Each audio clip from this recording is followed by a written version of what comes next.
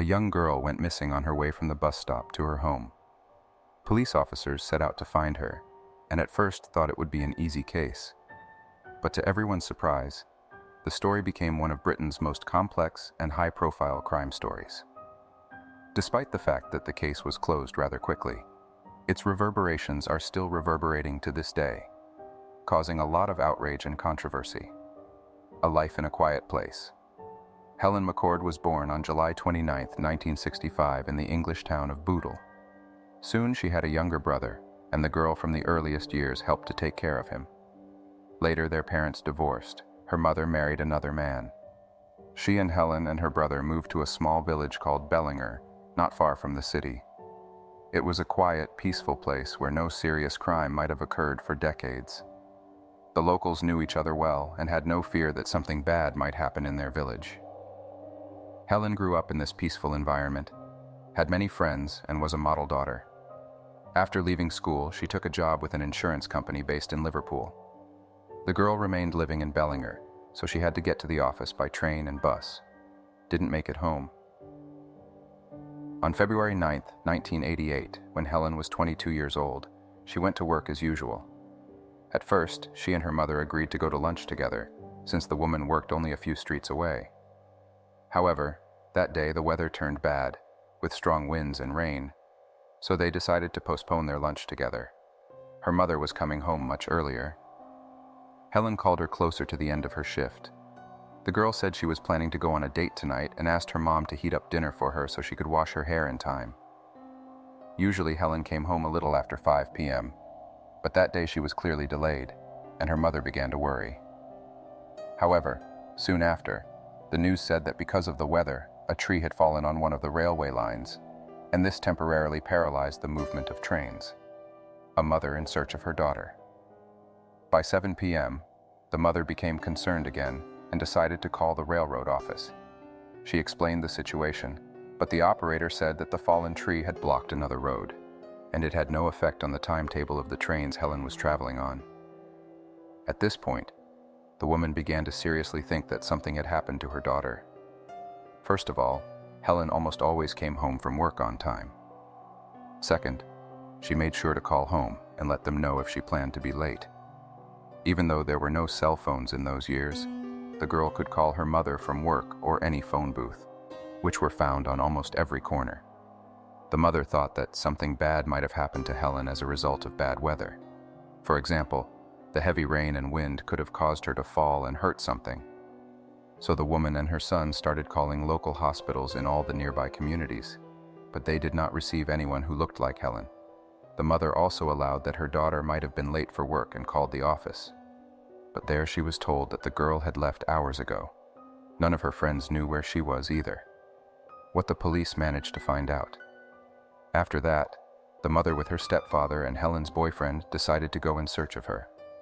They walked along the road on which the girl was returning home from work. Helen always took the same route. In Liverpool, she would take a train to the small town of St. Helens. There she would go to the bus stop and go to Bellinger. They were never able to find her. That's when the family made the decision to contact the police. The first thing those notified officers in Liverpool and the surrounding area, sending out the signs of the missing girl. But no one ever found her. The next morning, when Helen still did not appear at home and did not contact anyone, the police decided to reconstruct her route and the chronology of events of that evening. It was important for them to understand at what point in her journey from work to home she went missing. To do this, investigators turned to the public in search of witnesses. They also talked to Helen's colleagues, employees of the train station and the bus company. As a result, they came to an unexpected conclusion. They were able to confirm that on the evening of her disappearance, the girl had not only taken the train, but also the bus to her village. It was strange, because from the bus stop to her house was only 200 meters. Detectives began to lean toward the possibility that she might have been a victim of kidnapping. After all, if there had been an accident, she would have been discovered long ago. As part of the standard procedure, detectives began to check people close to Helen, because in most cases, they are behind this kind of crime. Her boyfriend and stepfather had solid alibis for that night. Friends and acquaintances of the girl were also excluded from the list of possible suspects. A bar fight. Forming 120 officer search teams, the police began a detailed search of the area en route and stopover to Helen's home.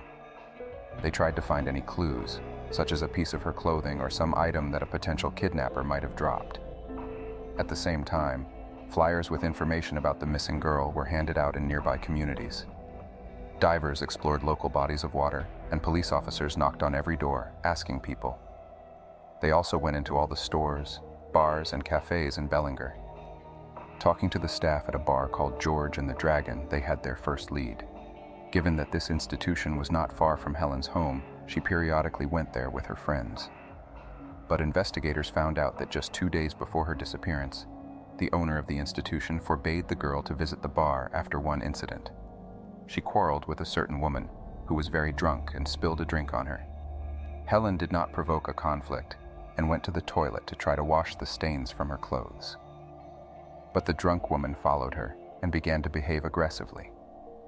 At one point, she even tried to hit her, after which the bar owner kicked both of them out of the establishment. Moreover, he forbade them to ever come back. The police decided to find out more about this conflict situation, the owners hiding something. The next day, they went to the bar to talk to its owner, Ian Simpson. In addition, the establishment was located just between the bus stop and Helen's house.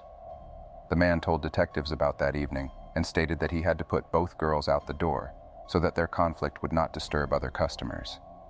During their conversation, the bar was slowly filling up with people and it was getting noisy. Then the police offered Jenny to go with them to the station to continue the dialogue in a calmer environment. But here something strange began to happen. The man became visibly nervous, refused to go with them, and tried to end the conversation. It all seemed suspicious to the investigators. Why was he so afraid to go to the station? Perhaps he had something to do with Helen's disappearance. Or maybe he knew more about it than he was letting on. An affectionate citizen. They decided to take a closer look at him and found that the man was known for being a lovelorn citizen. Even though he was a married man with 2 children, he was constantly flirting with other women, and the entire village knew about it. The police also discovered that he was constantly making signs of attention to Helen. When she came to the bar, the man would give her free drinks and try to flirt with her. But the girl never reciprocated.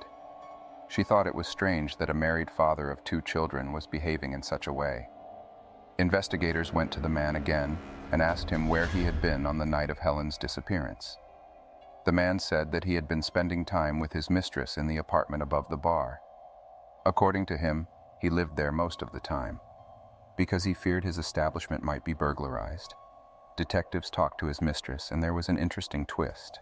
The prime suspect is deceiving the investigation. The woman stated that she and Ian had actually planned to meet at his apartment at around 7 p.m. However, that night he called her and asked her to come over a few hours later. She eventually arrived at about 7:30, but the man was not home. He didn't return until around 10:30. The whole thing looked extremely suspicious.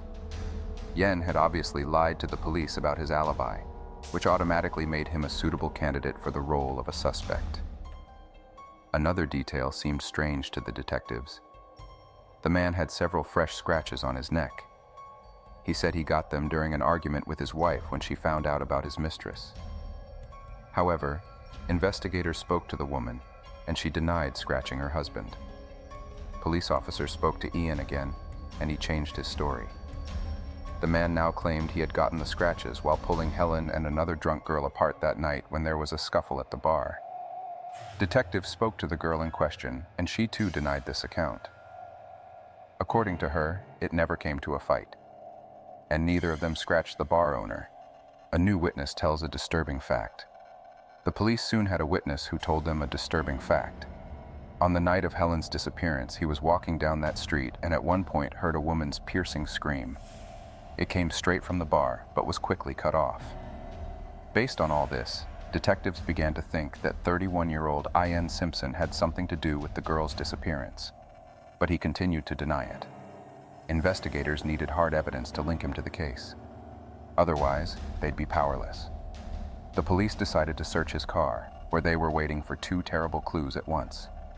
The gruesome evidence that detectives were able to uncover, first of all, there were several traces of red stains. Secondly, there was a piece of a woman's earring lying on the floor. It was immediately taken to Helen's mother. She confirmed without a shadow of a doubt that the jewelry belonged to her daughter. Ian was then arrested on kidnapping charges.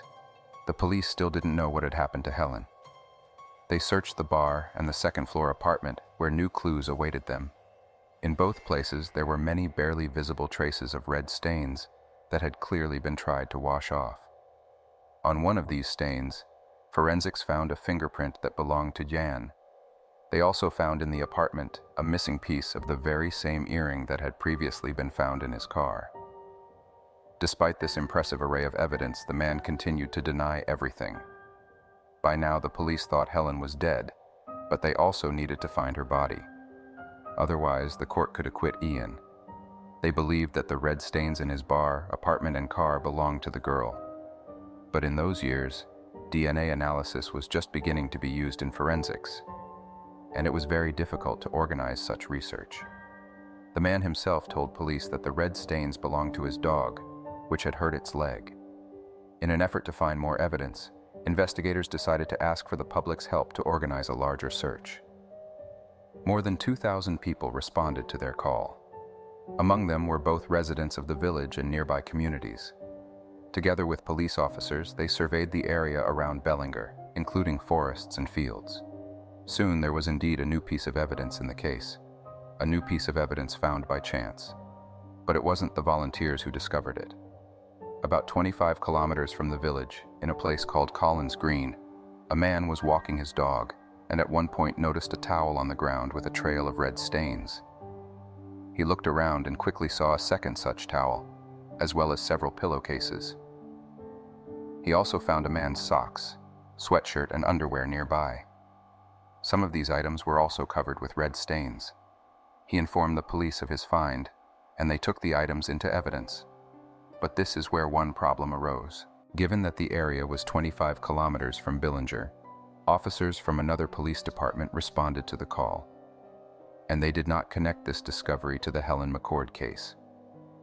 For that reason, the investigators searching for her were not even aware of the discovery of these items. Eventually, the cops did see the connection between the cases, and it was the lettering on the sweatshirt they found that helped them. It was a print advertising a beer brand that was on sale at the George and Dragon Bar at the same time. Upon learning this, investigators concluded that all of these items were very likely to belong to Ian Simpson. Thus, detectives had plenty of evidence samples, but no body for Helen to request DNA testing. It was 1988 and such tools were not yet in common use. The cops decided to compare samples of red stains from the bar, Simposon's car, and from items found by a witness with samples from Helen's immediate family members, her parents and younger brother. The results showed that these samples were very close and almost guaranteed to belong to close relatives. Thus, the detectives were definitively convinced that the red stain marks belonged to Helen. This pointed unequivocally to the fact that Yen had clearly had something to do with her disappearance. No body, no case. But they still needed more evidence. The problem is that the expression, no body, no case, didn't come from nothing. It was extremely rare for a court in Britain to convict in such cases if the victim's body was not found. No matter how strong the body of evidence, in the eyes of justice, there always remained the slightest possibility that the victim might be alive. The police officers hoped that they would be able to gather more information against Yen, so they interviewed everyone he knew. After talking to the cleaning lady at the bar, they learned about another suspicious episode. The woman said that the morning after Helen's disappearance, she came to work as usual to clean the premises. To her surprise, the woman saw the owner himself doing a general cleaning. He was scrubbing the floors, walls, and tables, and, judging by the extent of it, he had been doing it for more than an hour. The problem was that this had never happened before. Jan had never once been involved in cleaning his bar, and he rarely got up this early in general. Usually when the cleaning lady came in for her morning shift, the man was still asleep in his upstairs apartment. When she asked in surprise why he suddenly decided to clean the entire place himself, he said his dog had made a mess. Another witness told police that he passed by the bar at night and heard the sound of a vacuum cleaner running from inside. The police concluded that Ian had been trying to get rid of the traces all night, but that he had failed completely. With all this, despite the impressive set of evidence, they still did not take the case to court. Investigators tried to find the girl's body, but even extensive searches did not bring any results. A month later, a new witness uncovered evidence. A month later, another piece of evidence came into their hands. A man was walking along a river about 30 kilometers from Bellinger. He noticed a woman's purse in the grass and looked inside, finding documents in the name of Helen McCord. Police arrived at the scene, and it wasn't long before they found more evidence. Nearby, they found the clothes she was wearing on the day she disappeared, as well as a second earring, the same as the one in Yenna's car. But what the detectives found next was even more gruesome. There was a coiled piece of cable with a woman's hair tangled in it. They were transferred to the laboratory, and soon the experts confirmed that the hair belonged to Helen McCord. Examining the girl's bag, investigators found a receipt from a pharmacy in St. Helens. It turned out that she had gone shopping there on the evening of her disappearance, just before catching a bus to Bellinger. Police found all the items on that list near her purse, except for one, a toothbrush. But they soon found that too. True, not 30 kilometers from the village, next to the purse, but in the very bar, E.N. Simpson, where investigators were still continuing a large-scale search. They also managed to find her hair clip, and Helen's mom confirmed that the girl had gone to work with it that morning. But that's not all. Detectives are still looking for clues. They found a piece of female hair in the bar that belonged to Helen. This was confirmed by DNA testing. Despite all this, detectives continued to cling to every lead and gave the girl's found clothing to the lab.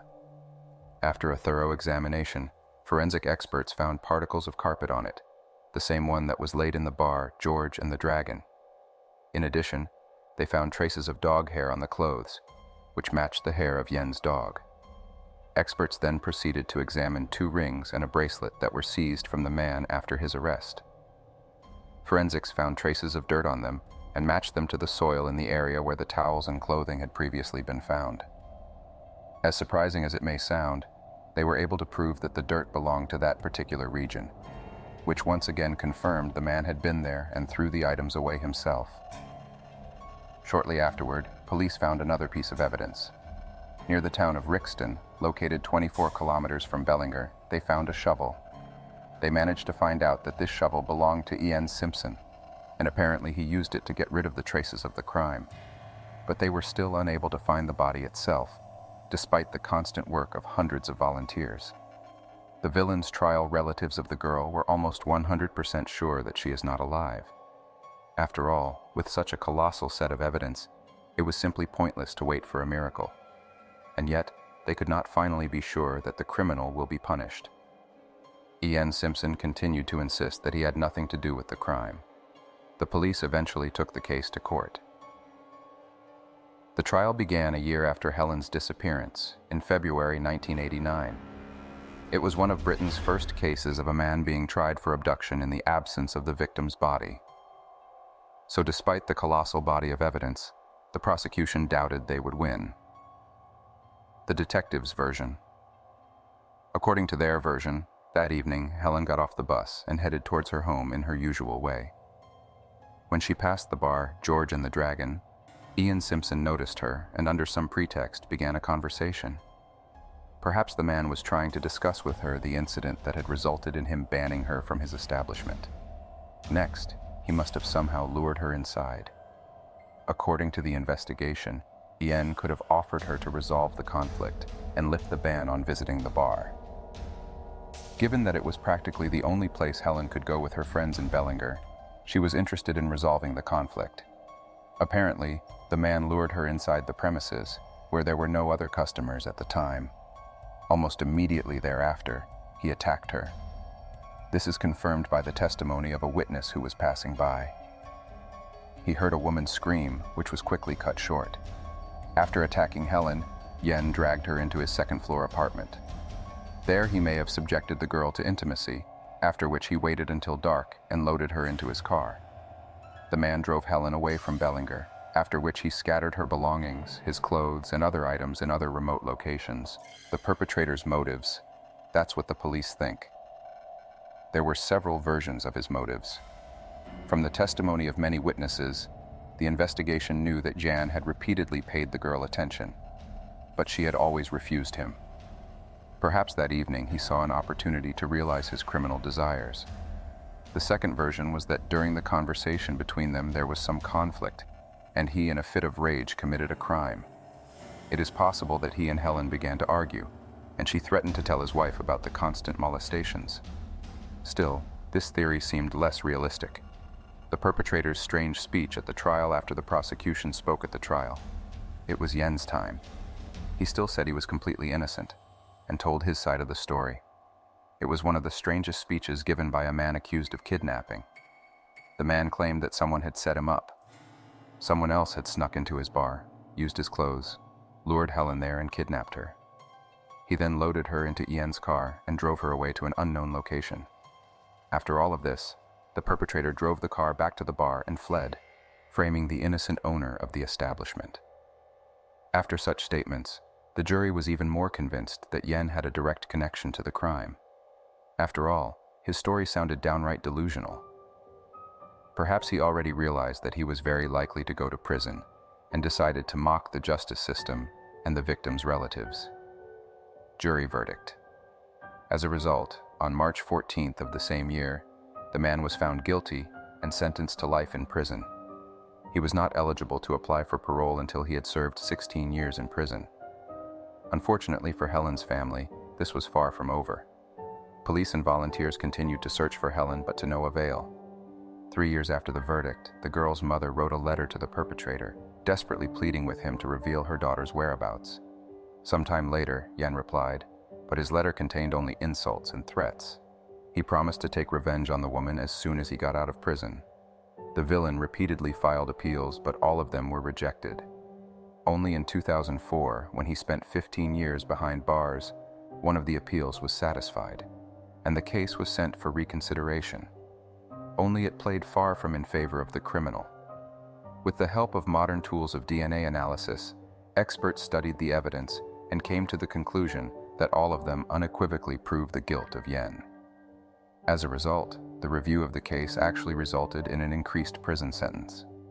After 16 years, the perpetrator repeatedly applied for release, but all of them were rejected.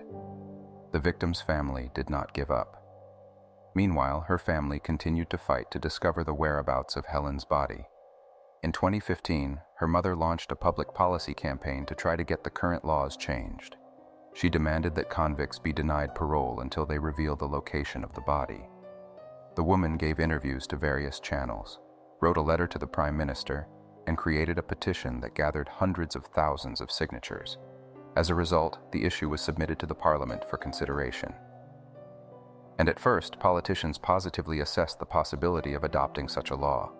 However, time passed, and the initiative of Helen's mother was constantly postponed. All these delays led to the fact that in November 2019, after 30 years of imprisonment, Yen Simpson finally achieved parole. This event was a strong blow for the girl's family. 3 months after the ruling, the offender was released. 63-year-old Yen Simpson returned to normal life. True, he had to enjoy his freedom for a short time. At the end of June 2022, the man died due to illness, taking the secret with him.